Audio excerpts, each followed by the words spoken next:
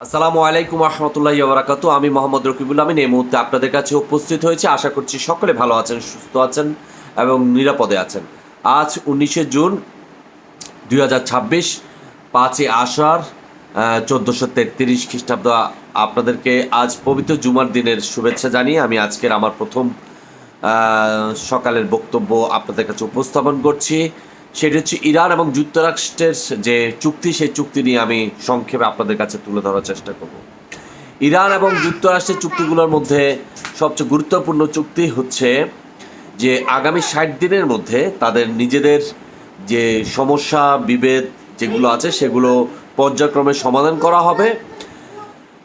এই ক্ষেত্রে এই চুক্তির 14টি পয়েন্টের মধ্যে খুব যে পয়েন্টগুলো, বেশিরভাগ পয়েন্টগুলো আমি মনে করি ইরানের পক্ষেই হয়েছে।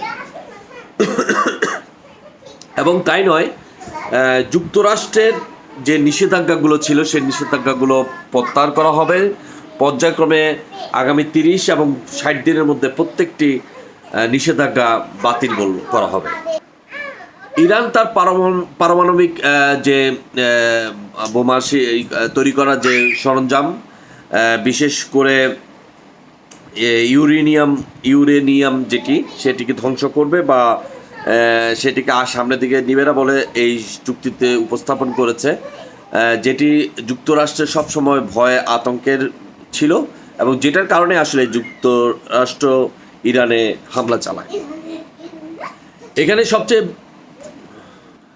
এই চুক্তির সবচেয়ে গুরুত্বপূর্ণ 1 নম্বর পয়েন্ট, সেটা লেবাননের ইস্যুটাকে তারা তুলে ধরেছে। লেবাননে যে ইসরায়েলের যে হামলা, বর্বরচরিত বলতে গেলে যে হামলা, সেই হামলার বিষয়ে এখানে একটি মতপার্থক্য দেখা দিয়েছিল। সেটিকে চুক্তির প্রথম শর্ত হিসাবে সেই সমাপ্তির বিষয়টা চূড়ান্ত চুক্তিতে আনার জন্য তারা চুক্তিতে উপস্থাপন করেছে। তারপর আরেকটি বিষয় এখানে খুব গুরুত্বপূর্ণ দেখা দিয়েছে, সেটি হচ্ছে যে হরমুজ প্রণালীর যে বিষয়টা, হরমুজ প্রণালীর বিষয়টা ইরান তার স্পষ্ট করেছে। এখানে যুক্তরাষ্ট্রের যে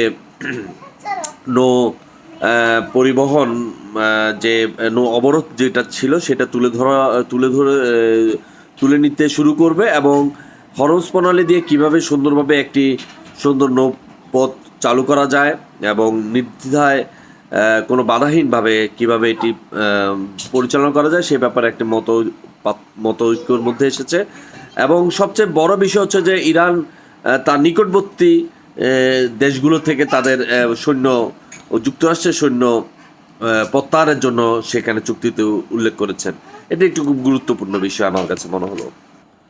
আপনারা জানেন যুক্তরাষ্ট্রের একটি বাধা নিষেধের কারণে আসলে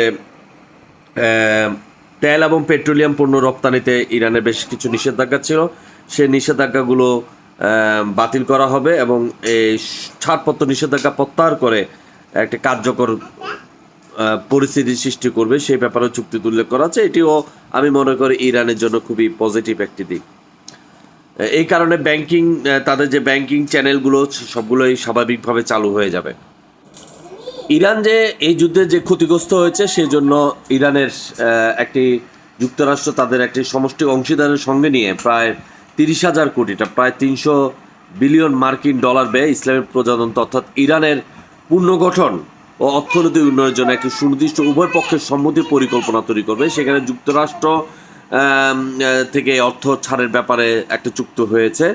এ ব্যাপারে আর্থিক লেনদেন সব ধরনের লাইসেন্স ছাড় অনুমতি দিবে যুক্তরাষ্ট্র। এটি ইরানের জন্য খুব একটা পজিটিভ দিক আমি মনে করি।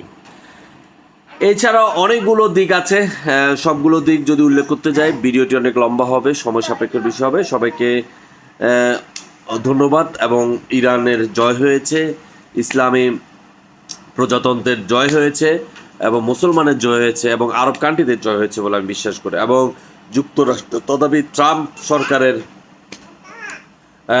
পতন বলবো না, তাদের সরকারের যে ভাবমূর্তি সেটি ক্ষুণ্ণ হয়েছে এবং ইরানের এই যুদ্ধের কারণে আমি মনে করি যুক্তরাষ্ট্র বেশি ক্ষতিগ্রস্ত হয়েছে বলে আমি বিশ্বাস করি। সবাইকে অনেক অনেক ধন্যবাদ। আসসালামু আলাইকুম রহমতুল্লাহ।